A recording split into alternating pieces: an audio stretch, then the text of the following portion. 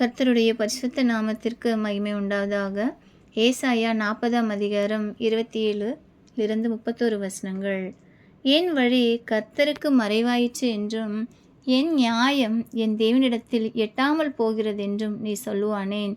பூமியின் கடையாந்திரங்களை சிருஷ்டித்த கர்த்தராகிய அநாதி தேவன் சோர்ந்து போவதும் இல்லை, இளைப்படைவதும் இல்லை. இதை நீ அறியாயோ? இதை நீ கேட்டதில்லையோ? அவருடைய புத்தி ஆராய்ந்து முடியாதது. சோர்ந்து போகிறவனுக்கு அவர் பலன் கொடுத்து, சத்துவமில்லாதவனுக்கு சத்துவத்தை பெருக பண்ணுகிறார். இளைஞர் இளைப்படைந்து சோர்ந்து போவார்கள், வாலிபரும் இடறி விழுவார்கள். கர்த்தருக்கு காத்திருக்கிறவர்களோ புது பலன் அடைந்து கழுகுகளைப் போல செட்டைகளை அடித்து எழும்புவார்கள். அவர்கள் ஓடினாலும் இளைப்படையார்கள், நடந்தாலும் சோர்ந்து போகார்கள். அருமையான கர்த்தருடைய பிள்ளைகளை, சோர்ந்து போகிற உனக்கு கர்த்தர் பலன் கொடுப்பார்.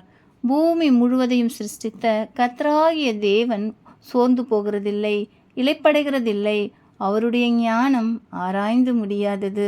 நீ எனக்கு திராணி இல்லையே, என்னால் செய்ய முடியலையே என்று வருத்தப்பட்டு கொண்டிருக்கிற உனக்கு, சத்துவமில்லாத உனக்கு அவர் சத்துவத்தை பெருக பண்ணுகிற தேவன்.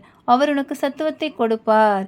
இளைஞர் கூட இளைப்படைந்து போவார்கள், வாலிபர் கூட இடறி விழுவார்கள். கர்த்தருக்கு காத்திருக்கிற நீயோ புது பலன் அடைந்து கழுகுகளைப் போல செட்டைகளை அடித்து எழும்புவாய்.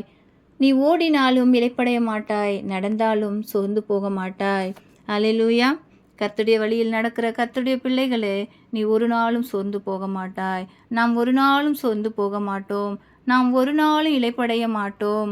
சோர்ந்து போகிற நேரத்தில் நம் தேவன் நமக்கு பலன் தருவார், சத்துவத்தை பெருக பண்ணுவார். நம் தேவனுடைய ஞானம் ஆராய்ந்து முடியாதது. ஏசாயா 40ஆம் அதிகாரம் 23ஆம் வசனத்தை பாருங்கள். அவர் பிரபுக்களை மாயையாக்கி பூமியின் நியாயாதிபதிகளை அவாந்திரமாக்குகிறார். கர்த்தருடைய பிள்ளைகளே, நீயோ பயப்படவும் கலங்கவும் வேண்டாம். உன் தேவன் உன்னோடு இருக்கிறார். அவர் உன்னை ஆசீர்வதிப்பார். அவர் பிரபுக்களை மாயமாக்குவார், பூமியின் நியாயாதிபதிகளை அவாந்திரமாக்குவார். அவருக்கு காத்திருக்கிற நீயோ சட்டைகளை அடித்து எழும்புவாய். ஆமேன். கர்த்தர் உங்களை ஆசீர்வதிப்பாராக.